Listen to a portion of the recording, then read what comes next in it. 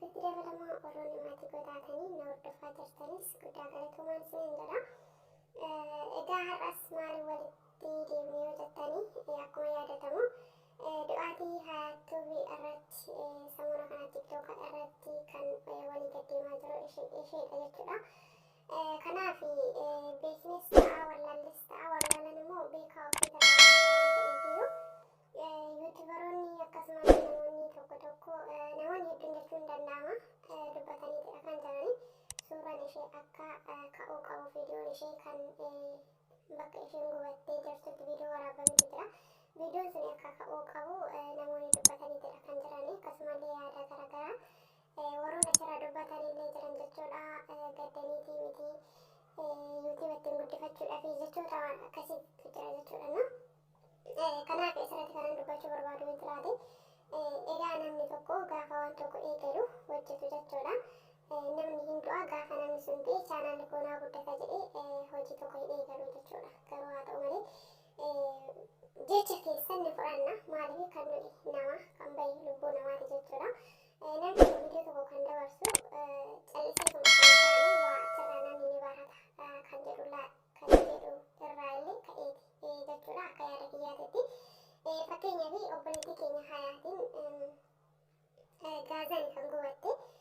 Kanaaf namoonni biroollee warri viidiyoo san arganii irraa of eeganii kan jedhu irraa illee gadi lakkifama viidiyoon suni malee akka waan tokkootitti yookiin immoo isheen duutee kana gallakkifadhee chaanaali keenaaf guddata jedhee namni gallakkisuu hin taas jedhee hin yaadoon jechuudha.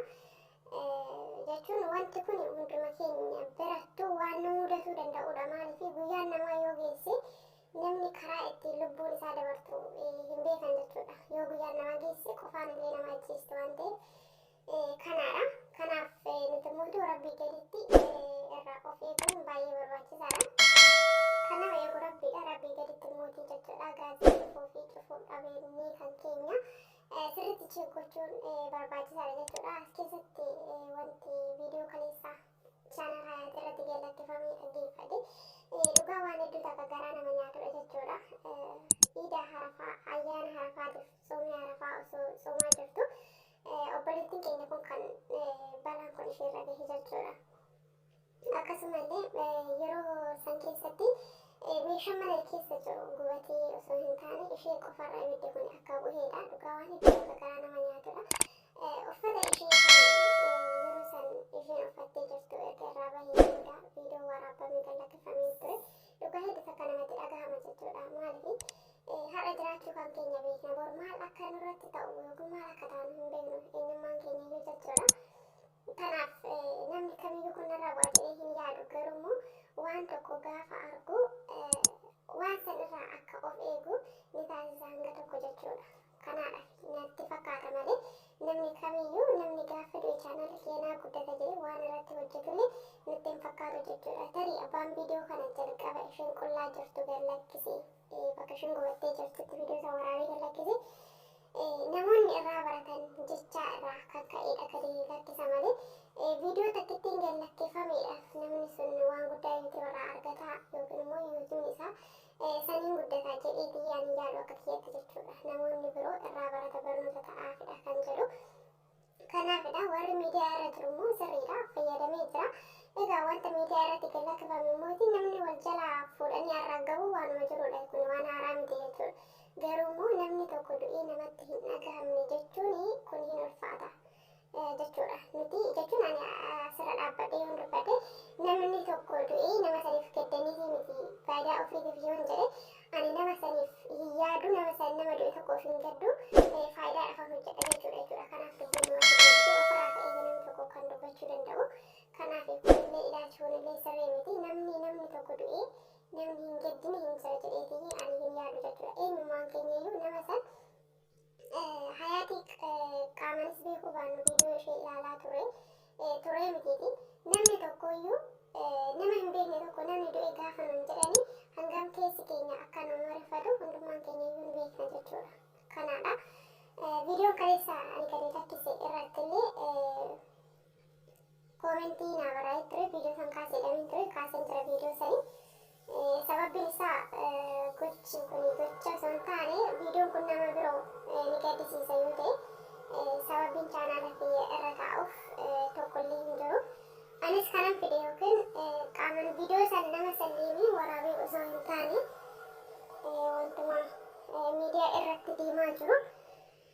Kanan argee viidiyoo san keessatti fayyadamee viidiyoo guyyaa kaleessaa keessatti fayyadamee jalqabarraa hanga dhumaatitti bakka isheen gubattee jirtu sanidha kanan fideetii itti fayyadame jechuudha. Haa ta'u malee garuu viidiyoo san muree keessaa balleessee jira. Kanaafidha namni wanta miidiyaa irratti gadi lakkisu tokko osoo gadi hin lakkisiniin dura yaaduun barbaachisaadha jechuudha. Maaliif namni tuni lubbuun ishee darbee jira. Erga lubbuun ishee darbee hidhanatti fakkaata viidiyoo sun kan gadi lakkifame. Akkasuma ta'e immoo intala islaamati. Viidiyoon ishee sirriidha gadi lakkifamuu hin qabu ture haala saniini bakka akkas ta'ee jirutti natti fakkaata jechuudha.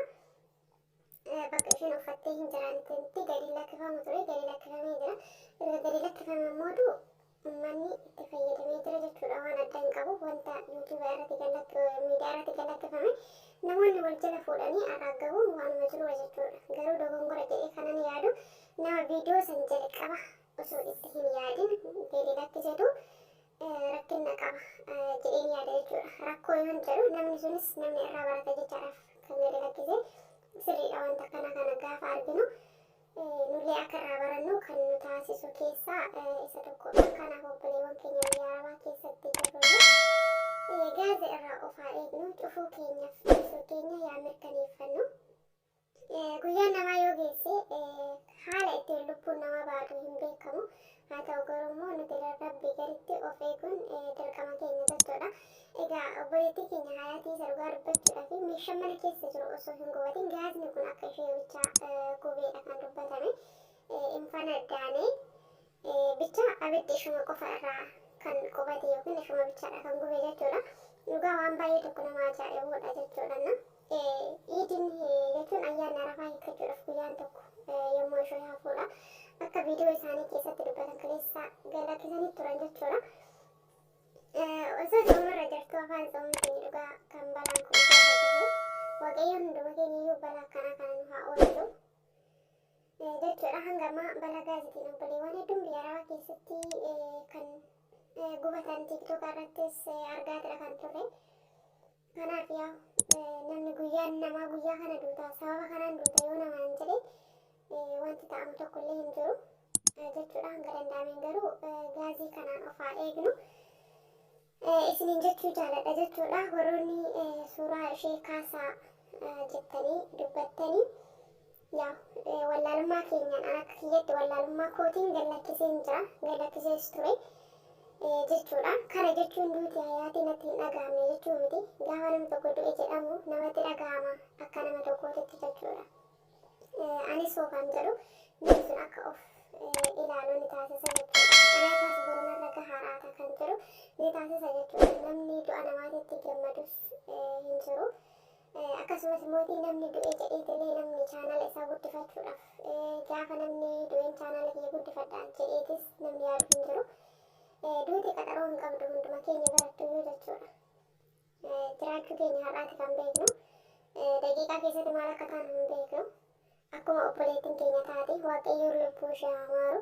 Maatii isheetiif illee immoo rabbiin jajjabina haa kennuu fi waan hedduu takka nama gaddisiisudha dhugaa. Inna haala kanaani hanga lubbuun nama keessaa waa tuttuuf siqaa'ee jiru gammaduun nama hin dhibu. Gaafa qaanqeen takka nurra buute hanga bakka qaamni keenya nu gubatu nutu beeka jechuudha.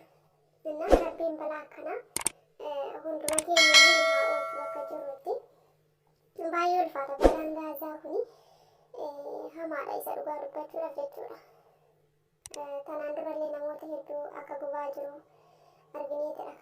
argineetidha kan ture. Kanaaf rabbiin nu haa eegu. Ani garuu Hayaat baay'ee tokko na gaddisiiste viidiyoo kana. Akka namni bulee kan